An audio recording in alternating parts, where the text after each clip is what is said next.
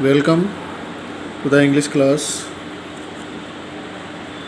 आज हम active passive के फ्यूचर टेंस के सेंटेंसों के बारे में पढ़ेंगे, क्योंकि पहले जो क्लास थी उनमें प्रेजेंट, पास्ट, इन दोनों के एक्टिव से पैसिव को चेंज करने के रूल्स वगैरह बताए थे, एग्जाम्पल समझाए थे। आज जो बता रहे हैं वो फ्यूचर में फ्यूचर सिंपल टेंस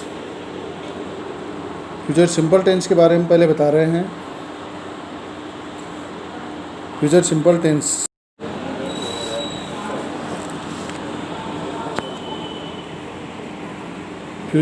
टेंस में जो एक्टिव सेंटेंस है, उस एक्टिव सेंटेंस में सब्जेक्ट, विल, सेल, ये दो हेल्पिंग वर्ब्स हैं फ्यूचर सिंपल टेंस की, जिनमें सेल जो है वो तो आई और वी इन दो सब्जेक्ट्स के साथ में आता है, विल सभी सब्जेक्ट्स के साथ में आता है। इस तरह से सब्जेक्ट के बाद में हेल्पिंग वर्ब है सेल, विल, और वर्ब की फर्स्ट फॉर्म और फिर है ऑब्जेक्ट। इस तरह से एक्टिव सेंटेंस होता है। उस एक्टिव सेंटेंस का जब पैसिव बनाते हैं तो पैसिव में सबसे पहले जैसे स्टार्टिंग में जो फॉर्मूला बताया था उसी अकॉर्डिंग जो ऑब्जेक्ट है उसकी पहचान करके उसको सब्जेक्ट में लाना है, यानी ऑब्जेक्ट टू सब्जेक्ट चेंज करना है। फिर विल और सेल इन दोनों हेल्पिंग वर्ब में से यूज करना है, साथ में बी लगाना है, और फिर वर्ब की थर्ड फॉर्म और by plus subject to object. इस तरह से पैसिव सेंटेंस बनाना है। एक बार दोबारा देख लें।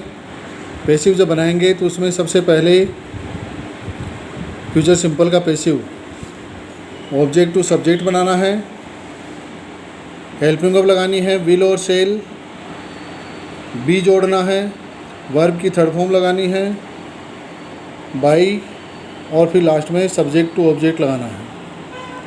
इस तरह से फ्यूचर सिंपल का हुआ। उसका एक एग्जांपल देखते हैं। He will sing a song. He will sing a song. उसका पैसिव बनाते हैं तो सबसे पहले ऑब्जेक्ट यहाँ पर है ए सॉन्ग। ए सॉन्ग को यहाँ पर लाए तो सब्जेक्ट बन गया। ए सॉन्ग एक्टिव सेंटेंस में ऑब्जेक्ट था, उसको सब्जेक्ट प्लेस पर ले आए तो ए सॉन्ग सब्जेक्ट हो गया।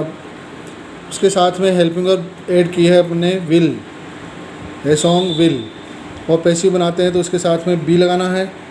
ए सॉन्ग विल बी, वर्ब की third form sung by him, जो सब्जेक्ट था ही उसको हिम में चेंज कर दिया। इस तरह से पैसिव बनाना है उसका। एक एग्जांपल और देखते हैं। You will tell me. You will tell me, यहाँ पर मी ऑब्जेक्ट है। जब पैसिव बनाएं तो उसमें मी को सब्जेक्ट की प्लेस पर लाएंगे तो उसका आई बन गया।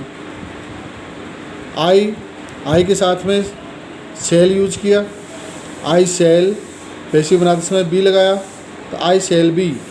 वर्ब की थर्ड फॉर्म यूज की है टोल्ड, और फिर बाई लगा के सब्जेक्ट जो था यू उसको यहाँ पर ऑब्जेक्ट बना दिया। तो I shall be told by you. इस तरह से इसका पैसिव सेंटेंस बन गया। फिर फ्यूचर कंटिन्यूअस जो है उसका पैसिव सेंटेंस नहीं बनता है। फ्यूचर कंटिन्यूअस का पैसिव सेंटेंस नहीं बनता है।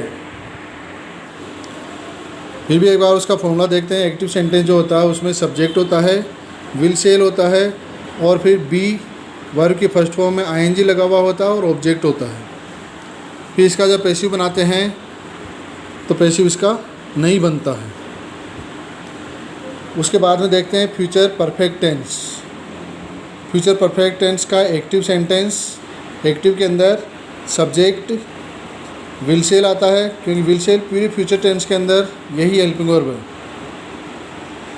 सेल विल के बाद में हैव और वर्ब की थर्ड फॉर्म यूज होती है, और फिर लास्ट में ऑब्जेक्ट होता है। ये एक्टिव सेंटेंस था। इसका जब पैसिव बनाते हैं, फ्यूचर परफेक्ट का पैसिव, तो पैसिव के अंदर जैसा अपन पहले जानते हैं कि सब्जेक्ट की प्लेस पर लाना है उस ऑब्जेक्ट को, तो जो एक्टिव सेंटेंस में ऑब्जेक्ट होता है उसको सब्जेक्ट बना देंगे। फिर हेल्पिंग वर्ब फ्यूचर टेंस की सेल और विल में से यूज़ करेंगे। फिर परफेक्ट का हैव बीन लगाएंगे यहाँ पर, और साथ में वर्ब की थर्ड फॉर्म।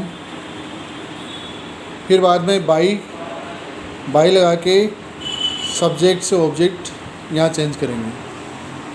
एक बार दोबारा देख लें, मतलब फ्यूचर परफेक्ट टेंस का पैसिव जब बनाएंगे तो सबसे पहले ऑब्जेक्ट से सब्जेक्ट लगाएंगे, विल सेल लगाएंगे, हैव और बीन ऐड करना है, वर्ब की थर्ड फॉर्म यूज करनी है, फिर बाई लगा के और फिर सब्जेक्ट टू ऑब्जेक्ट लगाना है।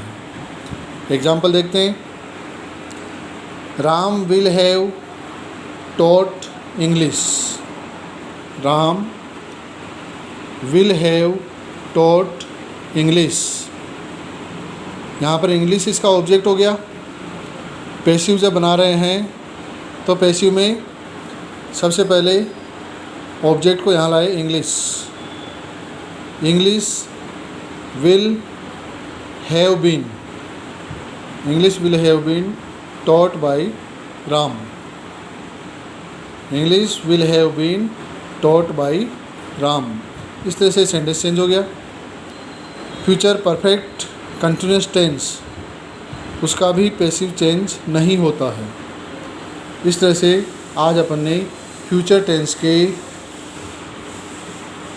Future simple, future continuous, future perfect और फ्यूचर परफेक्ट कंटिन्यूस, इनमें से फ्यूचर सिंपल और फ्यूचर परफेक्ट, इन दो टेंस को एक्टिव से पैसिव में चेंज किया है।